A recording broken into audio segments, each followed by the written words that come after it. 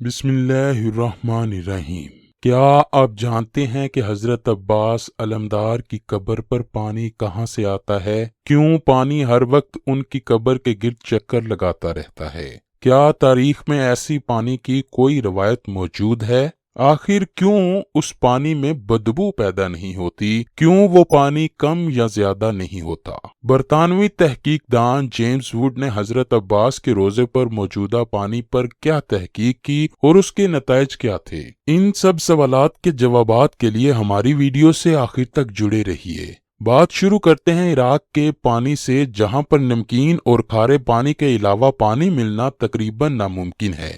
اس حال میں حضرت عباس علمدار کے روضے پر میٹھے پانی کا ہونا سائنسدانوں کے لیے انتہائی پریشانی کی بات ہے۔ لوگ تحقیق کرنے پر مجبور ہیں کہ آخر یہ خوش ذائقہ اور صاف شفاف پانی کہاں سے آ رہا ہے، کیوں اس کی رنگت اور ذائقہ نہیں بدلتا۔ آئیے پہلے آپ کو بتاتے چلیں کہ حضرت عباس حضرت سیدنا مولا علی اور ام البنین کے فرزند ہیں۔ 61 ہجری میں کربلا میں اپنے بھائی سیدنا حسین کے ساتھ شہید ہوئے۔ حضرت امام حسین کے حکم پر آپ پانی لینے کے لیے فرات نہر پر گئے اور بڑی بہادری سے نہر سے پانی بھرا، لیکن وہاں پر بڑی تعداد میں عمر بن سعد کے سپاہیوں نے انہیں شہید کر دیا۔ آپ کو اسی مقام پر دفن کیا گیا جہاں آپ کی شہادت ہوئی، پھر وہاں ہی حرم حضرت عباس تعمیر کیا گیا۔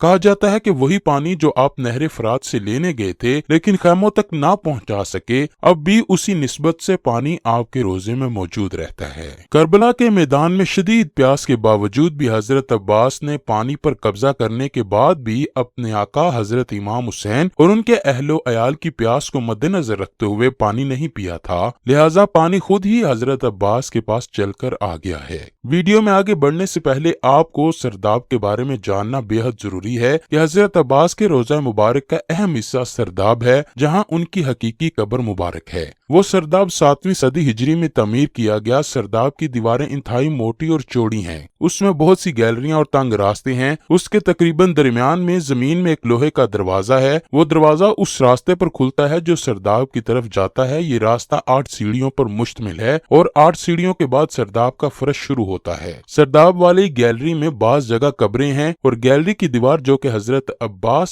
کی قبر اقدس کے قریب ہے، اس میں محراب نما طاق بنے ہوئے ہیں۔ سرداب میں بنے ہوئے محراب نما طاقوں کی تعداد 30 ہے اور یہ سب پیمائش میں ایک دوسرے سے مختلف ہیں۔ حضرت شیخ علیم عباس، جن کی عمر اب 76 سال ہے، وہ پچھلے 36 سال سے حضرت عباس علمدار کے روضے پر خادم اعلیٰ رہے ہیں۔ انہوں نے اپنی کتاب روضہ ابو الفضل میں لکھتے ہیں کہ پہلے سرداب میں یہ پانی چشموں کی صورت بہتا تھا، یعنی ایک طرف سے آ کے دوسری طرف نکل جاتا اور 400 سال تک ایسے ہی رہا۔ اس کے بعد پانی ٹھہر سا گیا اور کبھی کبھی حرکت کرتا ہے۔ نہ پتہ چلتا ہے کہ پانی کہاں سے آتا ہے اور کہاں چلا جاتا ہے، لیکن مجھے لگتا ہے کہ یہ حضرت عباس کے قبر مبارک کے آس پاس کی ہی زمین سے مسلسل نکلتا رہتا ہے۔ پہلے سرداب کی سیڑھیاں عام لوگوں کے لیے کھلی ہوتی تھیں تو ہر کوئی پانی کو تبرک کے طور پر لے جاتا تھا۔ حضرت شیخ علی مزید لکھتے ہیں کہ یہ پانی سردیوں میں گرم اور گرمیوں میں ٹھنڈا ہوتا ہے۔ ایک دفعہ حرم کی دیواروں میں دڑاڑ کا بہانہ بنا کر ایک ٹیم انگلستان سے آئی، جس کے نگران برطانوی تحقیق دان سر جیمز ووڈ تھے۔ وہ ٹیم آئی تو دیوار میں موجود دڑاڑوں کو جانچنے کے لیے تھی، لیکن اس کا مقصد قبر کے ارد گرد موجود پانی پر تحقیق کرنا تھا۔ جیمز ووڈ اپنی کتاب دی ٹروتھ میں لکھتے ہیں کہ جیسے ہی ہم نے قبر کے ارد گرد چند فٹ تک کھدائی کی تو ہم حیران رہ گئے کہ سارا پانی ہمارے کھودے کے سوراخوں میں چلا گیا۔ ہم حیران تھے کہ پانی جاتا تو ہے لیکن نظر نہیں آ رہا کہ وہ آ کہاں سے رہا ہے، اور وہ ہم یہ نہ جان سکے وہ کہاں سے آ رہا ہے۔ لیکن ایک بات تو طے ہے کہ وہ پانی کوئی عام پانی نہیں اور نہ ہی وہاں کوئی چشمہ ہے، وہ پانی کوئی کرشماتی ہے۔